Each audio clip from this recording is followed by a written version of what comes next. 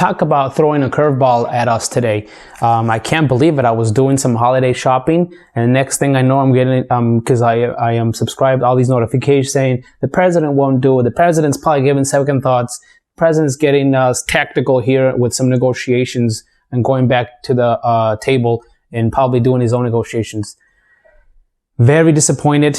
Nothing new. Does not surprise me that Congress or politicians hold us as a negotiation tactics and whatnot. Very disappointed. I was shopping and I was very happy that, okay, day's gonna go. Everybody's gonna be happy. We're all gonna be smiling, saying Merry Christmas to everybody, or Happy Hanukkah, or Happy Holidays, because I don't know, or Happy Holidays. But in this video, I'm gonna quickly go over what happened today. What's the angle? What's the catch? Or what are these politicians? If you didn't get to catch all the details, my point of view. Now I'm just a guy giving this on sharing my ideas on this platform. So don't get mad at me if something I say maybe it's not accurate or it's maybe not to your political affiliation or liking. It's just I'm just throwing my opinion out there and trying to do my thing. Okay. But briefly. It was the $900 billion stimulus package that we're talking here. It's the $1.4 trillion package for the funding for the government that we're talking about here. Remember, it's two bills into one. It's essentially a very puny slap in the face relief stimulus package, if you want to call it, on top of the budget for the Congress and or the U.S. So in this video, I'm going to go over why is the White House or the president is having second thoughts, or maybe not. Threatening not to sign it or veto it. What's the angle? What's the speculation? Or what's the going out there? And what's the request? What's the demands? Why are they holding us hostage? Why are you holding him hostage? You know, and stuff like that. So without further ado, some of the things that he's requesting is to get rid of liability protections for platforms like this. And he's also asking for $2,000 per qualifying adult compared to $600. He thinks that's not enough. He goes on a 10-minute video mentioning that this is not fair enough. You know, he wanted more.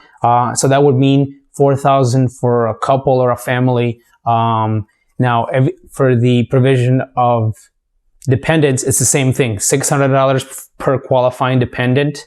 That means if the dependent is 16 years or younger, you'll be able to get that benefit. If the dependent is 17 years or older, out of luck, maybe on the next one, and stuff like that. So this comes in a very unfortunate time because Congress is about to shut down. We're only a few days away. That the unemployment, all types of unemployments are about to end in the next few days, 26th of December. The New York Times posts that we're back on debt of $70 billion worth of rental. The stock market, the futures are all in pain right now. They're all like, they're slipping and sliding and whatnot. So this would be a good opportunity if you're thinking of getting into the market, you know, and stuff like that. I'm not here to stock investor. I'm not a financial planner. I don't have my C license or all those licenses. But hey, when you see that those numbers trickling down and it's all red, that's a good indication, you know, and stuff like that. Just make sure you do your own research because, you know, investing has a lot of risks. Also, to make things worse, Trump is about a day or two to go away, leave Washington, D.C. to go to his home in Mar-a-Lago. So that doesn't, that doesn't make anything better. Now, minutes after that, Congress Speaker Pelosi tweets that essentially what she tweets in response to that is, she was, I'm not going to quote her because I don't have the quote in front of me, but essentially in a nutshell, and we're going to resume it here, is that Speaker Pelosi was saying that, hey, she was trying to get out the information from the Republicans, say, how much does the president want and stuff like that. And then now she's like, okay, great. Then the tweet highlights is like, okay, great. Now we know how much he wants. Great. I have no problem bringing it back to the table and bring it back to vote again so we can get it approved. Essentially saying, I'm in. Democrats are in. So that's kind of interesting. So just to give a highlight here.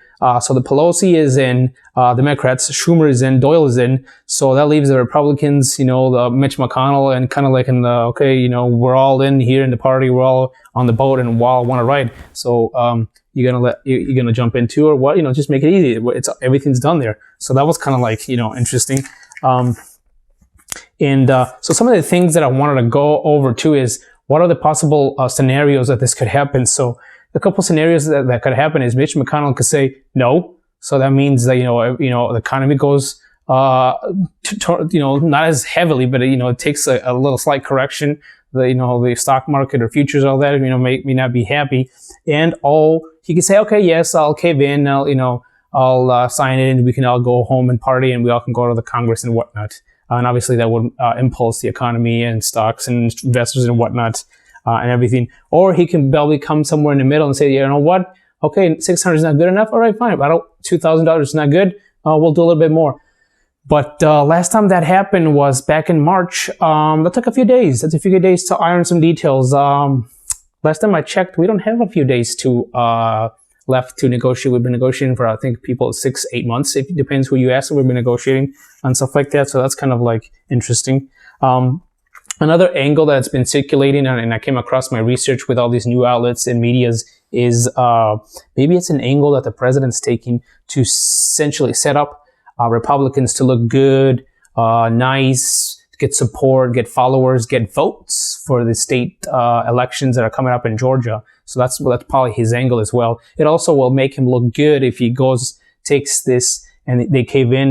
He takes this like, guys, remember me if he announces you once he's going to get run for election the next 4 years from now. So that's kind of nice. Well, it's not nice. It's just that it's an angle of negotiation tactics.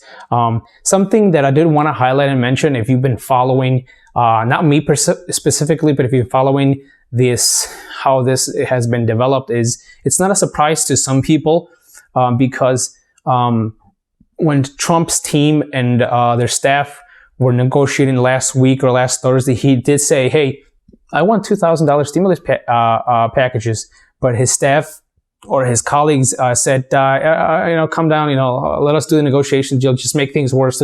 We just want to get something passed and whatnot. So I guess this is him saying, you know what, I told you about it, but you didn't listen. Now I'm doing it my own, out of my own will and whatnot. So that's kind of interesting.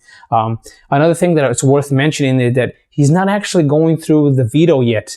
He's not actually, okay, I'm actually vetoing it. Let's talk and negotiate. No, he's actually taking on a preemptions of this nature. And he's that way, at least it sits on his desk and he has some time or some leverage. Because if he vetoes it, then just Congress can take it. Okay, you know what? We'll just overrule, or we'll get enough votes so we can, overrule your decision. Interesting and stuff like that. So that's something that I wanted to share.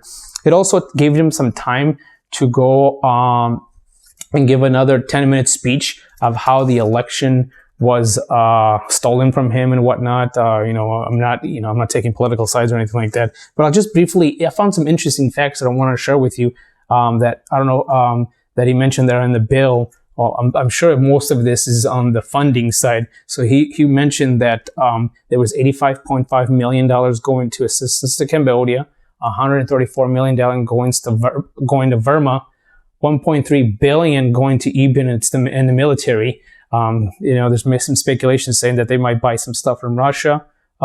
25 million going to Pakistan and political and gender programs out there. 505 million going to Belize, Costa Rica, Salvador, Guatemala, Honduras, Nicaragua, and Panama.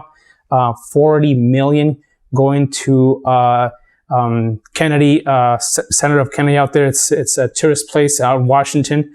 1.5 billion going to the Smithsonian Museum, 154 million going to the National Art Gallery. And he mentions that these three that he mentions, they're not even open. 7 million to the administration, administer fishing in the reef. 2.5 million going to certain counting certain fishes. I think it was a hammerhead fish. It didn't stick out to me. It's just counting fishes out in the Gulf of Mexico. 3 million going to develop technologies for bird development, for chickens development to grow them and whatnot. 2 million for studying the effects of reduction of us cutting trees down. 566 million for construction projects for FBI. So that was interesting. So, hey, if you like my point of view, Let me know, share your comments, subscribe to the channel. I'll try to get as much news as I can out of this. Remember, and stuff like that. So that's it. I wanted to share this with you. Let me know your thoughts and consider subscribing, okay?